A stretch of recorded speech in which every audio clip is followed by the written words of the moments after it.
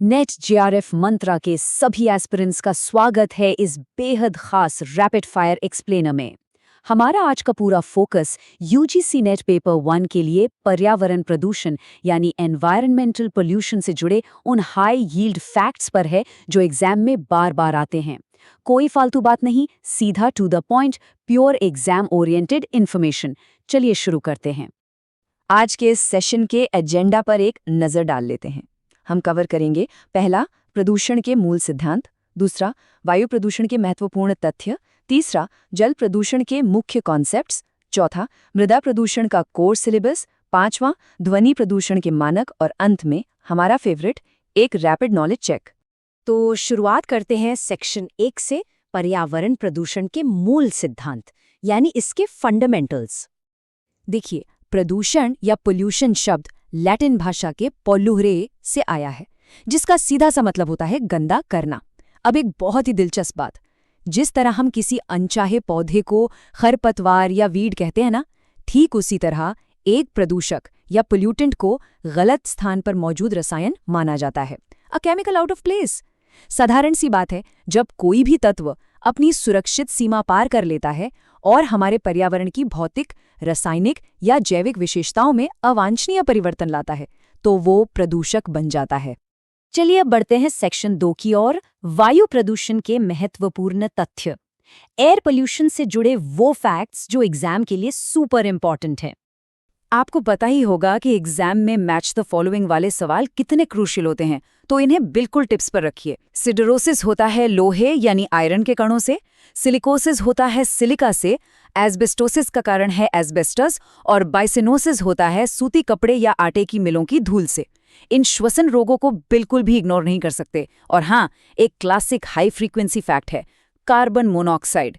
यह गैस हमारे खून की हीमोग्लोबिन के साथ मिलकर कार्बोक्सी हीमोग्लोबिन बना लेती है, और हैरान करने वाली बात यह है कि हीमोग्लोबिन के प्रति इसका आकर्षण ऑक्सीजन की तुलना में पूरे 210 गुना ज्यादा होता है।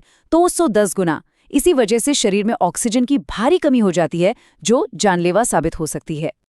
अब एक क्विक रिकॉल टेस्ट। जरा सोचिए, वो कौन सी गैस थी जिसने 1984 में भोपाल में वो भयंकर तबाही मचाई थी?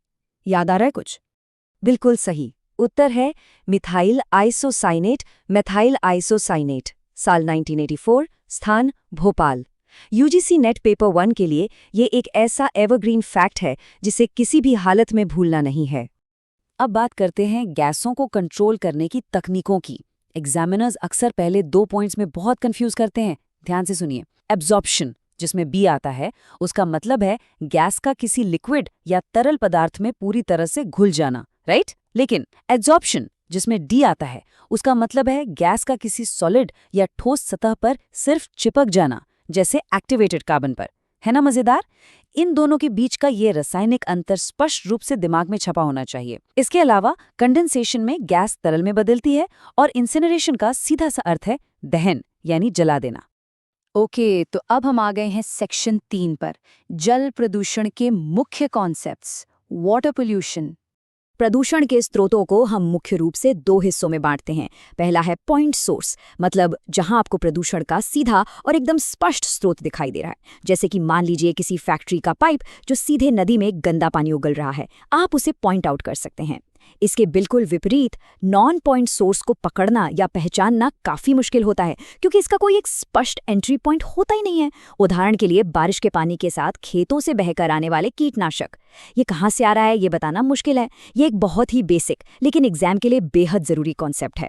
बीओडी और सीओडी के बीच का अंतर, ये तो यूजीसी नेट के पर्यावरण सेक्शन का एक स्टेपल है, एग्जाम में आना ही आना है। बीओडी का मतलब है बायोलॉजिकल ऑक्सीजन डिमांड।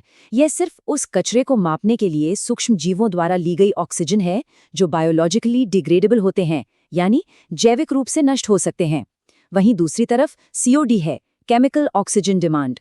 यह एक मजबूत रसायन का उपयोग करके जैविक और गैर जैविक दोनों तरह के कार्बनिक पदार्थों को नष्ट करने के लिए जरूरी ऑक्सीजन है। तो इसका सीधा सा टेक अवे ये है कि सीओडी की वैल्यू हमेशा, जी हाँ, हमेशा बीओडी से ज्यादा होती है। अब बायोमैग्निफिकेशन के इस फिनोमेनॉन को समझते हैं, जो कि बहुत ही खतरनाक तरीके से काम करता है। मान लीजिए पानी में डीडीटी की मात्रा बहुत कम है, सिर्फ 0.0000003 ppm से शुरू होती है।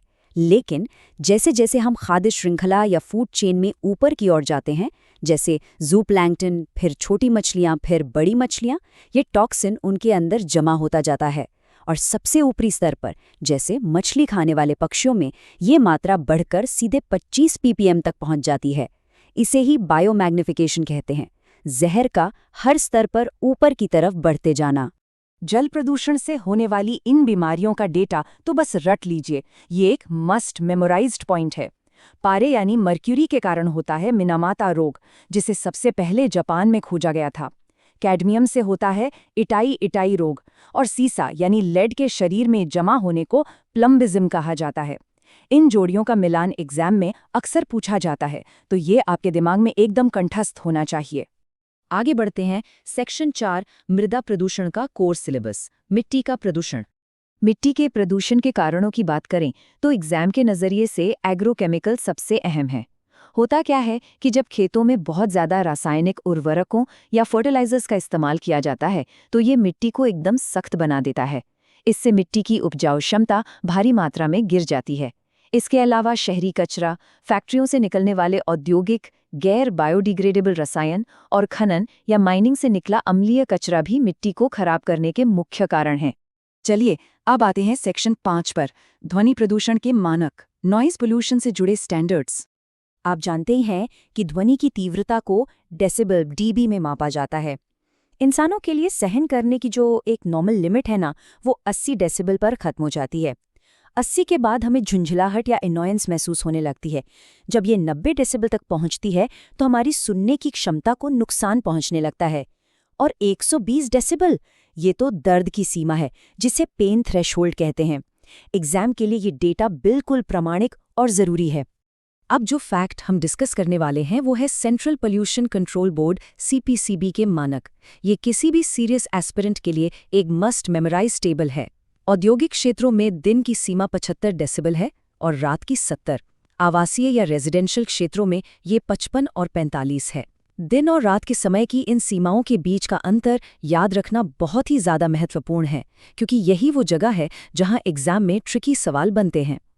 इसी से जुड़ा एक और बहुत ही इंपॉर्टेंट कॉन्सेप्ट है शांत क्षेत्र या साइलेंस जोन की परिभाषा। इसके नियम एकदम सख्त हैं। अस्पतालों, शैक्षिक संस्थानों या अदालतों के आसपास ठीक 100 मीटर के दायरे को शांत क्षेत्र घोषित किया गया है। ये 100 मीटर वाला रूल एक ऐसा प्राइम एग्जाम फैक्ट है जो अक्सर अच्छे कैंडिडेट्स को उलझा देता है, तो इसे पक्का कर लीजिए। और अब वक्त है हमारे अंतिम और सबसे एंगेजिंग सेक्शन का, सेक्शन 6, रैपिड नॉलेज चेक। देखते हैं आपकी तैयारी कैसे चल रही है। तैयार है? तो ये रहा एक डायरेक्ट प्रैक्टिस प्रश्न।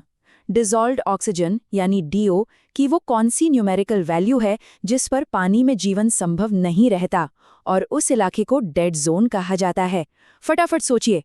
सही जवाब है 1 से 2 मिलीग्राम प्रति लीटर, 1-2 mg पर लीटर। हमेशा याद रखिए कि एक स्वस्थ जलीय पारिस्थितिकी तंत्र में DO यानी डिसॉल्व्ड ऑक्सीजन की मात्रा 8 से 14 मिलीग्राम प्रति लीटर के बीच होनी चाहिए। अगर ये 1 से 2 रह गई हैं तो इसका मतलब है कि पानी में ऑक्सीजन लगभग खत्म हो चुकी है और बेचारी मछलियों और जलीय जीवों का दम घुटने लगता है। चलिए आज का आखिरी सवाल, भारी धातुओं की विषाक्तता के आपके नॉलेज को परखने के लिए, इटाई इटाई रोग ये किस हैवी मेटल के कारण होता है? और इसका सही जवाब है कैडमियम। ये बीमारी हड्डियों को इतना कमजोर और दर्दनाक बना देती है कि जापानी भाषा में इसे आउच आउच यानी इटाई इटाई कहा गया। एग्जाम के लिए इन हाई यील्ड फैक्ट्स का रिवीजन करते रहना बेहद जरूरी है, लेकिन जाने से पहले एक बात पर जरूर विचार कीजिएगा। यदि कैडमियम या पारे की कुछ मिलीग्राम मात्रा किसी पूरे पारिस्थितिकी तंत्र और मानव शरीर को अपंग बना सकती है, तो आज दुनिया भर में जो लाखों टन औद्योगिक कचरा पैदा हो रहा है, उसका हमारी आने वाली पीढ़ियों पर क्या प्रभाव पड़ेगा? सोचिएगा जरूर। नेट GRF मंत्रा के इस एक्सप्लेनर सेशन में हमारे साथ जुड़ने के लिए बहुत बहुत धन्यवाद। अपनी तैयारी ऐसे ही मजबूत रखिए।